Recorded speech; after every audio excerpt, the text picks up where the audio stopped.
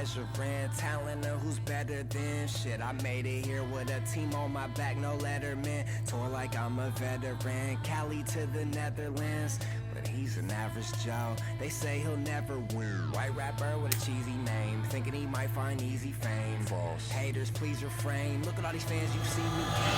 So then boys, we are in Bali. What a crazy full circle moment for me being here in Bali.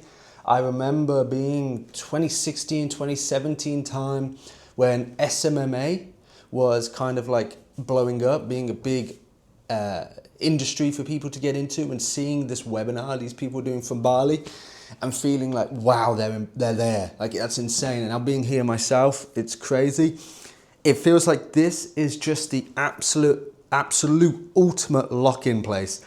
I've been here nearly a week. I've barely left my villa. I've been in front of my MacBook. The only places I've been is there's like 3 coffee shops nearby, 5-minute max walk to each of them. That's it. I go there, I chug 3 coffees, I get work done for a couple hours. I come back here, I get more work done. About to have some lunch. My first work block of the day is done. So like I've said before, I am religiously working within my work blocks. So I have my first work block of the day, which is for a few hours all the way up to lunchtime. So whenever I wake up, I either work from home here, or I work from the coffee shop, or I break it up. I do both, whatever, as long as I'm just doing the most amount of work possible up until 1, 2 o'clock when I have lunch. And typically that morning work block is on one of my software projects that I've got going on now. You'll see more about them soon. Then I have my lunch. I will have a workout, have a swim, have a sunbathe, have a walk, whatever, right? Maybe go to the supermarket, get some errands, whatever needs to be done there. That's cool. It breaks up my day nicely, gets me realigned, refocused. Then work block 2 starts. And typically that will be on the ecom side of things to my business.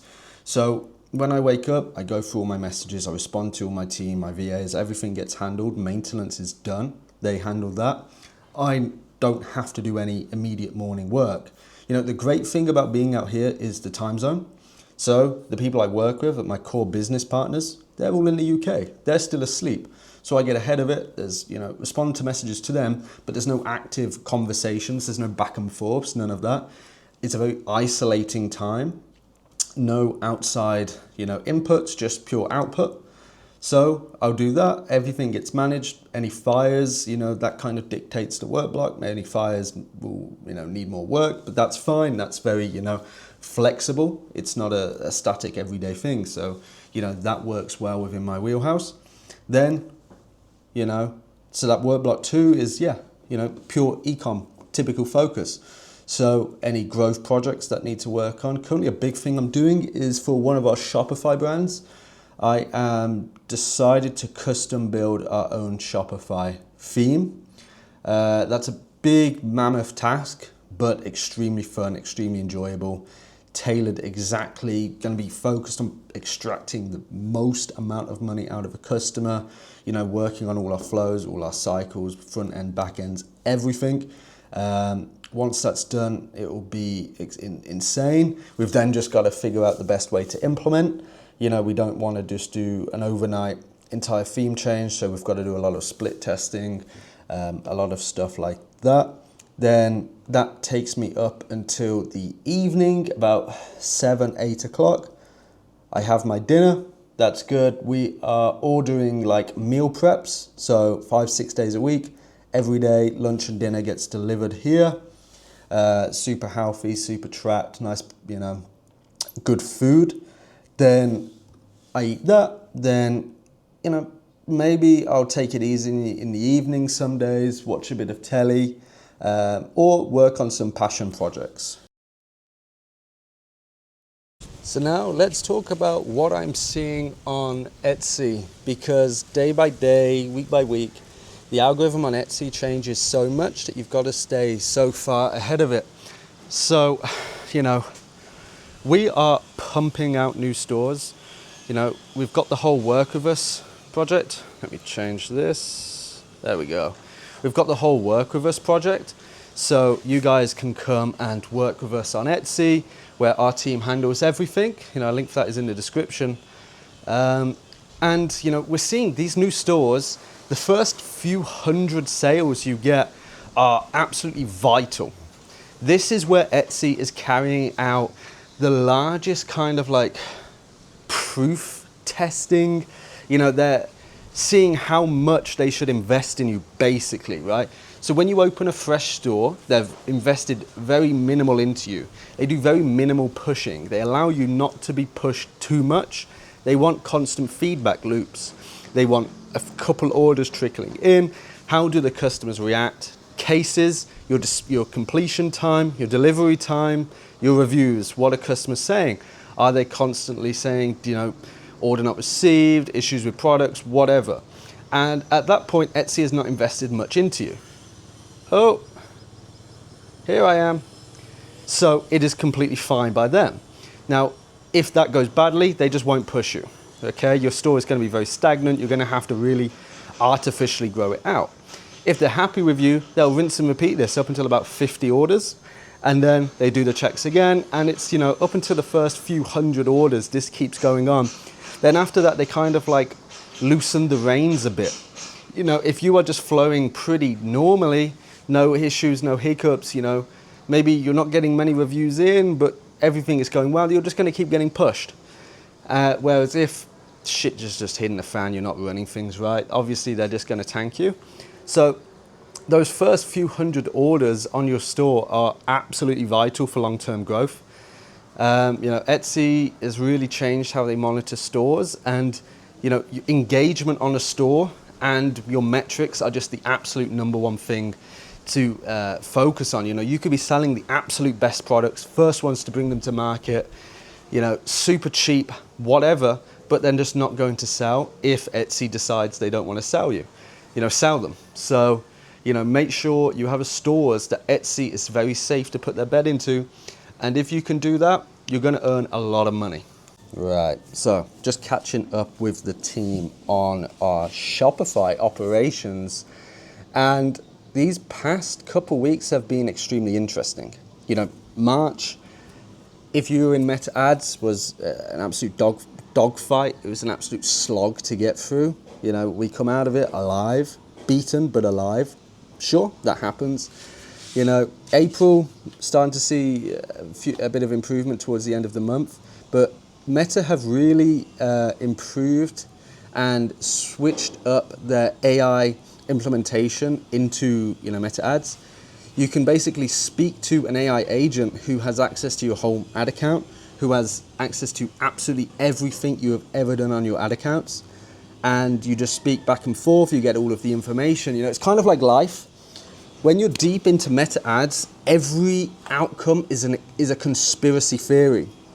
You have so many ideas, so many conspiracies as to why this happened, why that day was bad, why this campaign is nuked, whatever, right? You feel like you're going absolutely insane, but this AI agent is basically, you know, what happens in the real world, proven all of these conspiracy theories absolutely true.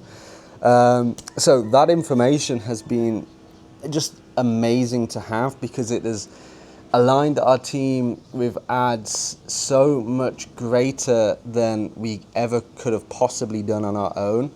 And we figured so much more out. We've launched insanely, just like the metrics of campaigns we're launching now were like Q4 level for us. And, you know, it's the 1st of May today. So it is just incredible. And every day there's some sort of AI advancement, AI implementation. You know, it is kind of a scary but also a phenomenal time to be alive, which I have banged on about a lot of times before.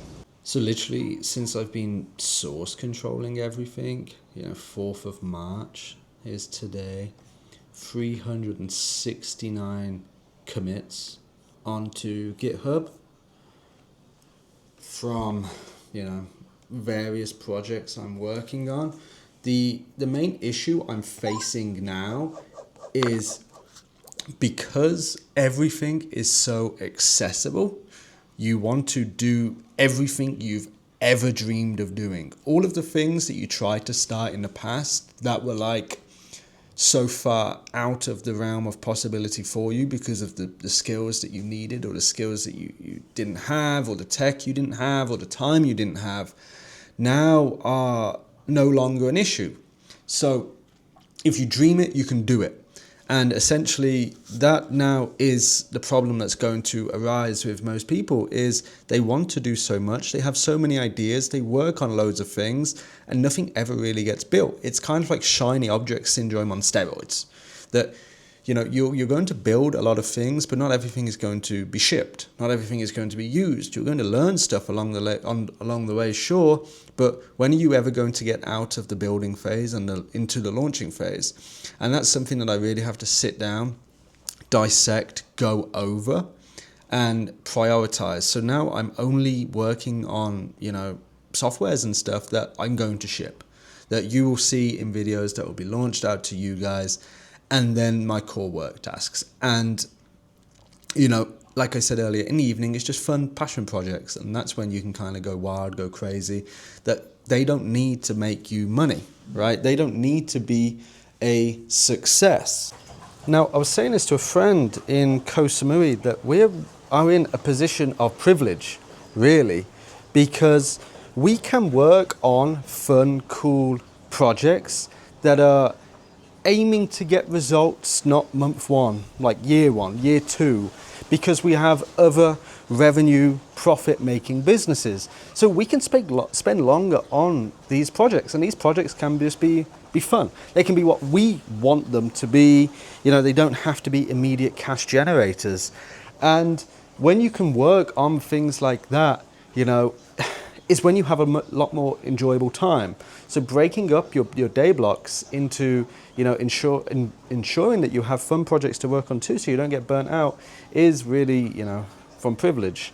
And to get to that point, you just have to work really, really hard on the boring, mundane shit and get the money in. And when you do that, you take a lot of stress. You come from this position of abundance, where not everything needs to be a success. Things can just be a learning lesson, right? Obviously, learning is a lesson. And that is when you will see accelerated results and growth, and that you won't be aiming for £100 a day profit. You're aiming for 1,000, 2,000, 10,000 a day, because the stuff you're building is so much bigger.